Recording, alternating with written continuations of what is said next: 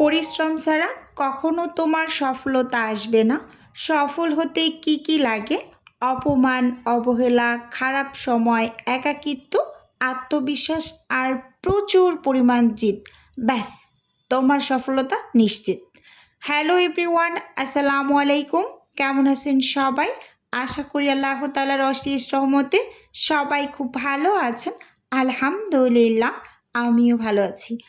আজকে আমি আপনাদের সাথে শেয়ার করব চিকেন ঝালপুরির রেসিপি। এখানে অর্ডারের জন্য আমি কিছু চিকেন ঝালপুরি রেডি করেছি, তো সেই রেসিপিটাই আপনাদের সাথে শেয়ার করছি। প্রথমেই এখানে আমি কিছু চিকেন নিয়েছি, খুব তাড়াতাড়ি যাতে সেদ্ধ হয়ে যায়, তো সেদ্ধ করার সুবিধার্থে একটু ছোট ছোট টুকরো করে আমি কেটে নিয়েছি, একদম ভালোভাবে ধুয়ে পরিষ্কার করে নিয়েছি।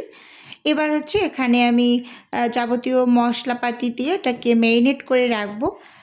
ফার্স্ট টাইম এখানে আমি দিয়েছি সাদা এবং কালো গোলমরিচ গুঁড়ো, আমি একসাথে ব্লেন্ডার জারের ভিতরে দিয়ে গুঁড়ো করে নিয়েছি, তো সেটাই দিয়ে দিলাম হাফ চামচের মতো। এবং এখানে আমি রসুন বাটা দিয়েছি 1 চা চামচ এবং আদা বাটা দিয়ে দিচ্ছি 1 চা চামচ।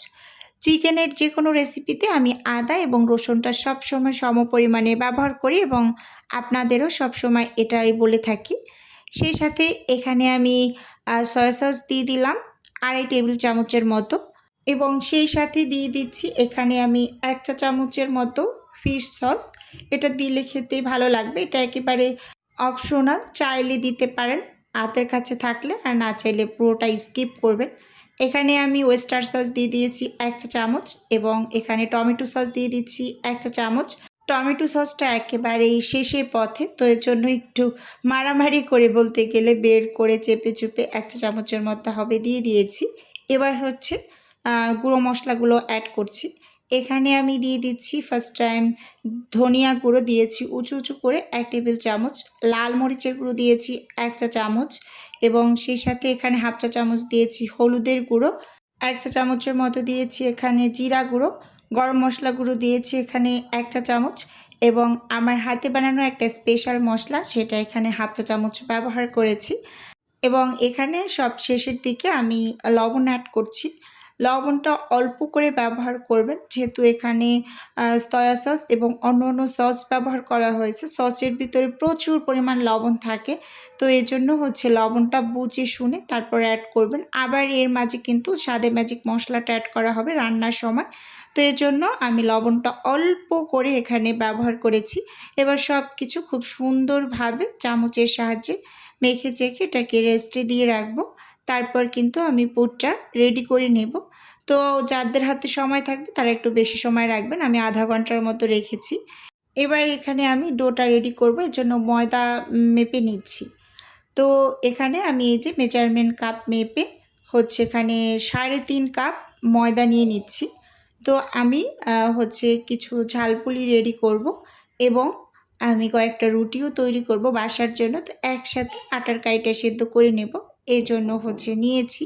তো পানির পরিমাপটা আমি 3.5 কাপেই আবার দেব ওই একই কাপ দিয়ে, তো সাইডে রেখে এবার হচ্ছে এখানে প্যানের মাঝে আমি কিছুটা পরিমাণ তেল দিয়ে দিলাম, পুরটা রেডি করে নেব। তো তেলটা গরম হয়ে আসার পর এই যে মাংসগুলোকে আমি দিয়ে দিলাম, দিয়ে খুব ভালোভাবে তেলের মাঝে একটু ভেজে নেব।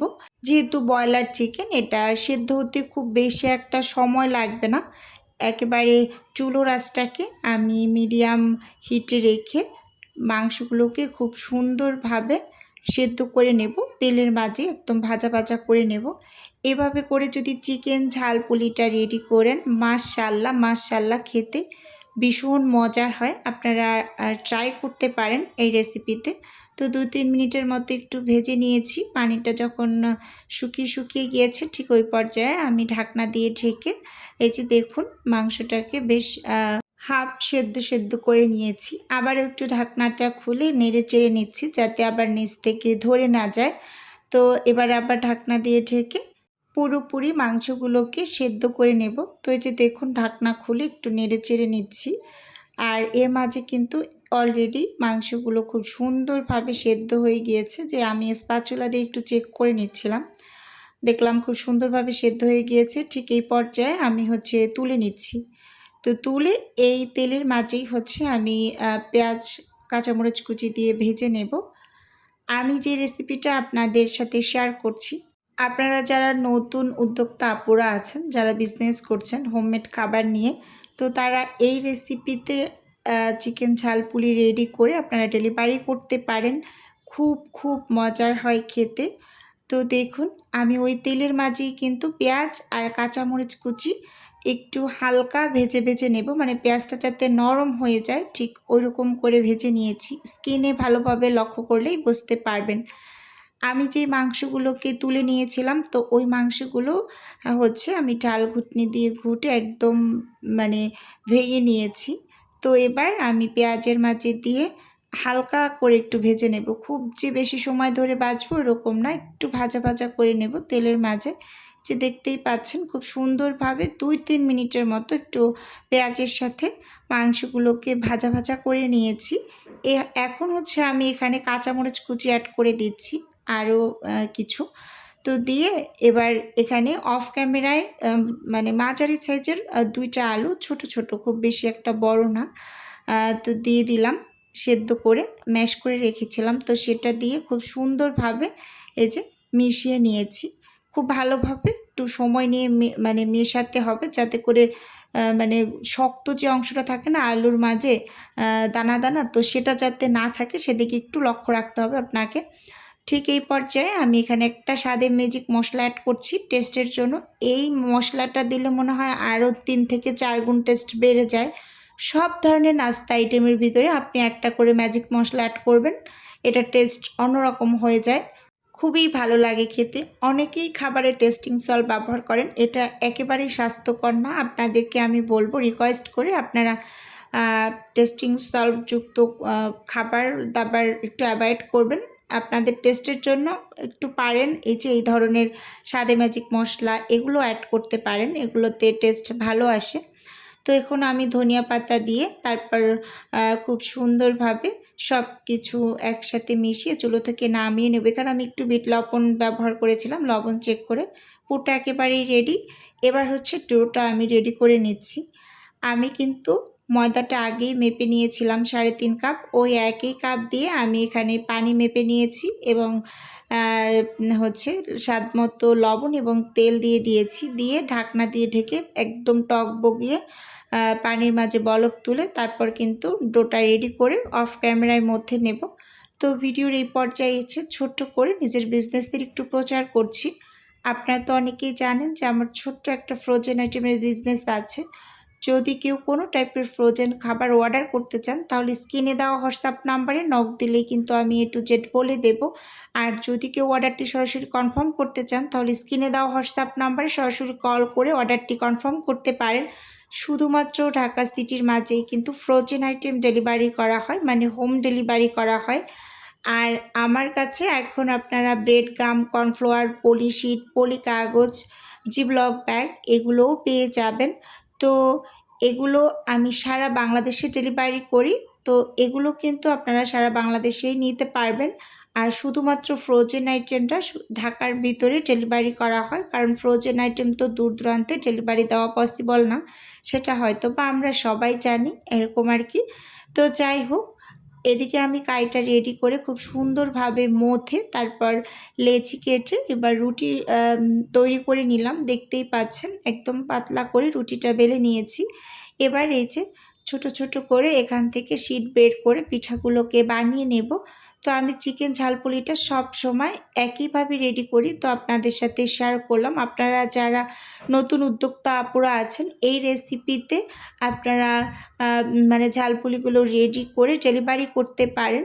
তো ভীষণ মজার হয় খেতে। আর যারা বাসায় বিভিন্ন ধরনের নাস্তা পানি ট্রাই করেন তো তারাও অবশ্যই ট্রাই করবেন। আর এই মুহূর্তে কে কোথা থেকে আমার ভিডিও দেখছেন ছোট্ট করে আমাকে কমেন্টস করবেন। আমি ঢাকা থেকে বলছি, এতে করে আমার খুবই ভালো লাগে। আর আপনাদের কমেন্টসগুলো পড়তে তো অসম্ভব ভালো লাগা কাজ করে, কি আর বলবো।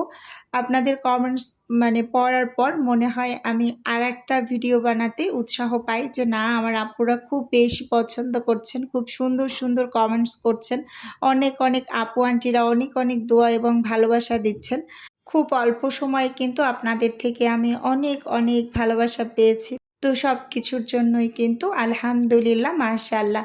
এখানে কিন্তু আমি কথা বলতে, বলতে চিকেন ঝালপুলিগুলোকে রেডি করে নিয়েছি। আর আমি সবসময় হাত দিয়ে ডিজাইন করি। আমার কাছে এটাই খুবই ভালো লাগে। পুলি পিঠা মানে তো এভাবেই ডিজাইন হবে এরকম।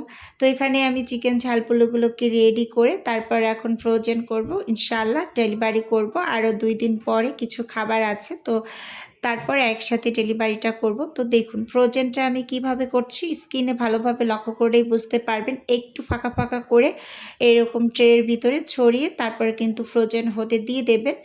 আর কোনো খাবার ডেলিভারি করার আগে অবশ্যই আপনাকে মিনিমাম ৮ থেকে ১০ ঘন্টা ফ্রোজেন করতে দিতে হবে। তারপর ডেলিভারি করবেন। একটু ভালোভাবে যদি বরফ করা হয় না, তখন কিন্তু হালকা যদি পানিও ছেড়ে দেয় একেবারে প্রপার ওয়েতে গলে যাবে না, এরকম একটা বিষয়। তো যাই হোক, এখানে গতকালকে আমার ৬০ পিস পরোটার অর্ডার ছিল। তো সেটা ডেলিভারি দিয়েছি। তো সেখানের কিছু অংশ আপনাদের জন্য আমি রেখেছি। তো এই যে দেখুন খুব সুন্দরভাবে এখানে ফ্রোজেন করে নিয়েছি পরোটাগুলোকে। এবার জাস্ট আমি মানে প্যাকেট করে ডেলিভারিটা দিয়ে দেব। সেই সাথে এখানে আমার ৫০ পিস সাদা আটার রুটি ডেলিভারি গিয়েছে। তো সেগুলোও কিন্তু আমি এই যে এগুলো কিন্তু ফ্রোজেন অবস্থায় না, আমার ভিডিও নিতে মনে ছিল না। তো এটা কিন্তু ফ্রোজেন ছাড়াই ফ্রোজেন করে তারপর কিন্তু ডেলিভারি করেছি। তো এতটুকু অংশ আবার আপনাদের জন্য রেখে দিলাম বোঝার সুবিধার্থে। এবং সেই সাথে এখানে কিন্তু আমার লাল আটার রুটি গিয়েছে ৭০ পিস। তো সেটাও কিন্তু খুব সুন্দরভাবে প্যাকেট করে নিয়েছি। এবং আজকে আমার কিছু ব্রেড গাম এবং কর্নফ্লাওয়ার ডেলিভারি গিয়েছে। তো দেখুন এই যে এগুলো আপুরা নতুন বিজনেস করছেন, তো তারাই কিন্তু নিচ্ছেন। তো আজকের ভিডিও বন্ধুরা এ পর্যন্তই রাখছি। আল্লাহ হাফেজ। আসসালামু আলাইকুম।